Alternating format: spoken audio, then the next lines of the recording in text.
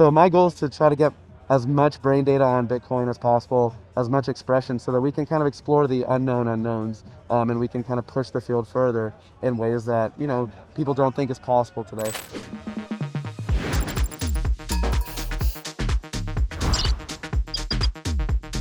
My name is Nuro. I'm an experimental artist. I was a physician by training and moved full-time into making art, into crypto for almost 10 years. I use Bitcoin and blockchain to preserve art and preserve consciousness. So I like to explore the mind, brain, reality through art. I make masks. We all wear many different masks in our lives, and I use the mask to explore our physical, mental, emotional, the different ways we experience reality. And so I'm also the founder of a project called Blob, where we have distributed for free basically a 3D project that is kind of the squishiness that's behind our consciousness. And so that's what the Blob is. It's fun. It's a free collection. It exists on Bitcoin Ordinals, and it's a way for the community to build really cool stuff together. My co-founder Elak is one of the top contributors to the Ordinals protocol. So we've spent this last year and a half building the technology to kind of make new forms of art possible. And I think, you know, especially around experimental art. So like my art is, you know, very focused on the brain. I believe that, you know, that human consciousness is not something that we can take for granted. And so we've kind of built some of the technology that allows you to preserve brain data on Bitcoin and use it recursively to modify art. So basically my brain data is recorded on Bitcoin, and I use it to modulate masks, show different emotions. Basically it's neurogenerative art. And so my art wouldn't be possible without, you know, the blockchain and without Bitcoin.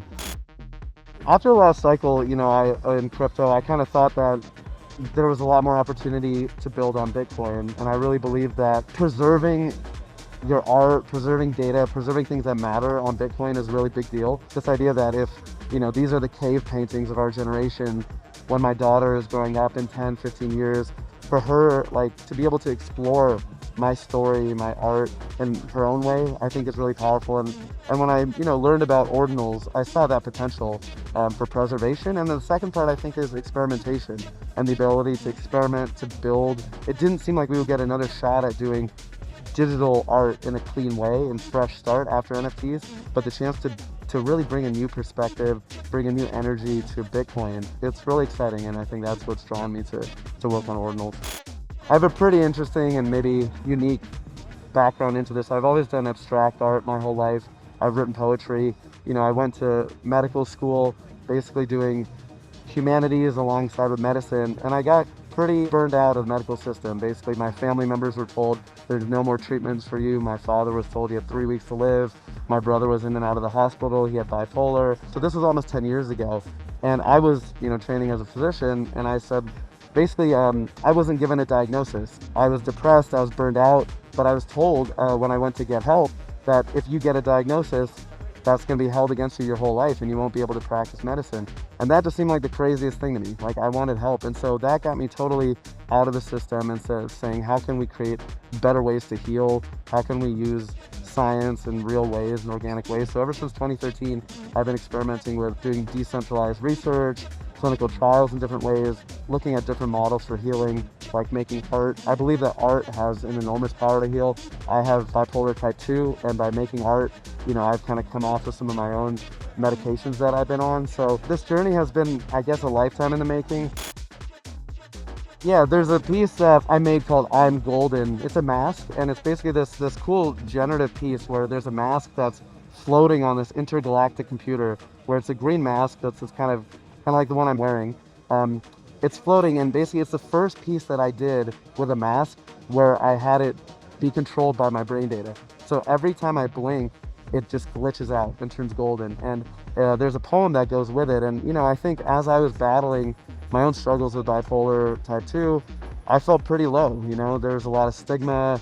I thought like maybe I just won't make it in life, but I started to really lean on myself as I started making art. And I realized, you know what, like, no matter what, my good and bad, like, I'm golden. I started really to believe in the power of making art, and that's kind of like a, you know, it's a really powerful piece to me because it's about who I am, and there's a poem that goes with it. It's about my personal journey, And some of the lines are like, I'm the storm that comes through the night. I'm the joy that comes in love. It's kind of an exploration, and it's captured through this one piece that can live on Bitcoin forever. And so to me, that's definitely one that I think is close to my heart. I'm blessed to be surrounded by people who inspire me and have a chance to work with them every day. I think Casey has just been a really incredible person to build this entire protocol and give us this opportunity. But being able to work with people around me who push me every day, like Elok, my co-founder, Bob, one of our other close collaborators, has put a lot of the 3D work on chain. I think the thing that keeps me interested, there's always something new happening. Every day, somebody's doing some sort of experiment. It just feels like we're really connected and part of this global collective consciousness, where I really feel that it's kind of a challenge where we all push each other. Whenever somebody releases something new, we all want to build on it. I think that's our gut. It's open source technology. I believe very strong in the Cypherpunks movement. Cypherpunks write code. By creating code, by writing code, creating generative artworks, we have a chance to advance human freedom. Actually, that's to me what it's all about.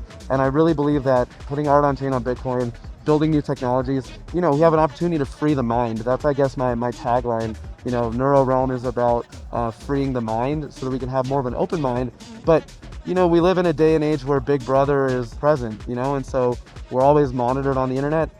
When we all have Neuralinks, what's going to keep our mind free? And I really believe that we want to preserve our consciousness, preserve our memories, preserve our artwork, preserve our expression. My interests are in neurotechnology, AI, and decentralization. One of the things that really excites me is actually that you can use an EEG headset you can think about a word today, you can think about the word blob, let's say, and it can go from thought, the word blob, to text on a screen. And that's a really big deal. This was never supposed to happen with EEGs. You had to have an implant for this, but I think because of that overlap of AI, neurotechnology, we're seeing that there's a lot more possible. My handle's Nuro Realm on Twitter. Our project is called Book of Blob, and we're kind of relaunching and rebranding around the 8108 Army, which is basically an experimental art collective. So I would say check out those three things: the Nuro Realm, Book of Blob handle, and the 8108 Army. Those are three Twitter handles. That's the best way to reach us. We have a Discord as well that we're very active. My DMs are always open. Just DM me, find me on Twitter. That's the best way to connect. Nuro, man, thanks for joining us and participating here. Thank you for having me. Man. Appreciate it, brother.